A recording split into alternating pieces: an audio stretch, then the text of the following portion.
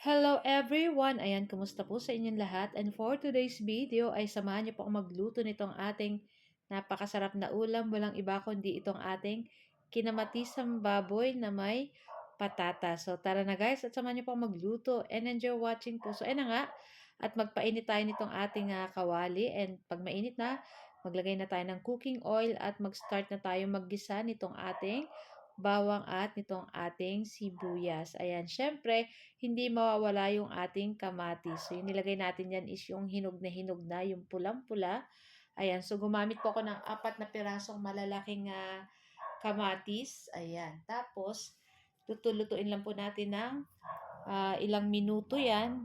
Ayan, tapos syempre, timplahan na natin ng pamintang durog at maglagay na rin tayo ng asin para sa ating pampalasa. Para may lasa na po yung ating mga sangkap dyan. Ayan, and halu-haluin lang po natin iyan. After po niyan, pwede na nating ilagay yung ating pork. Ayan. So, yung ating pork dito, 1 kilo ito guys. Ayan. Tapos, halu-haluin po uli natin iyan. Ayan. Tapos, syempre, sangkotsyay natin dyan yung ating pork. And maglalagay rin po tayo dyan ng tubig para pampalambot dito sa ating karning baboy. And maglagay muna tayo dito ng 1/4 cube. Ayan. Tapos lagay na tayo ng tubig. Tapos takpan lang po natin iyan at lutuin natin ng ilang minuto. Ayan. Tapos i-check natin ng after ilang minuto, i-check po natin iyan and halu-haluin lang po iyan.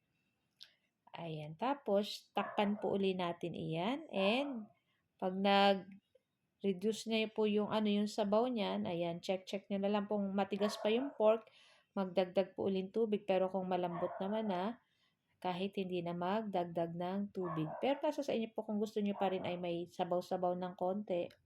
So, at naglagay rin po ako ng 1 teaspoon sugar para pang-balance dito sa ating lulutuing kinamatisang baboy. At pag malambot na yung ating pork, pwede na po nating ilagay yung ating patatas. Ayan. Tapos, ayan, syempre lulutuin po natin yung ating patatas dyan.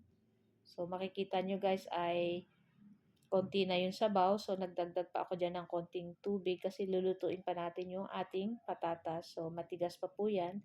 Takpan lang po natin para madaling maluto. Ayan. So, maglagay na rin tayo ng siling pang sigang at malambot naman yung ating patatas. So, yung ating pork, sobrang lambot na rin po niyan. So, yan. Napakabango po nito pag naglalagay ng siling pang sigang.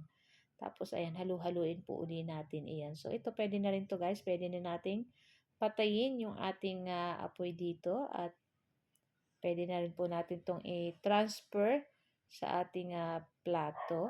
Ayan. So, kayo po ba guys, ano po ang inyong ulam today? Ayan. Sobrang sarap nito guys. Kaya, itry nyo na rin lutuin yung ganito kasarap. Ayan.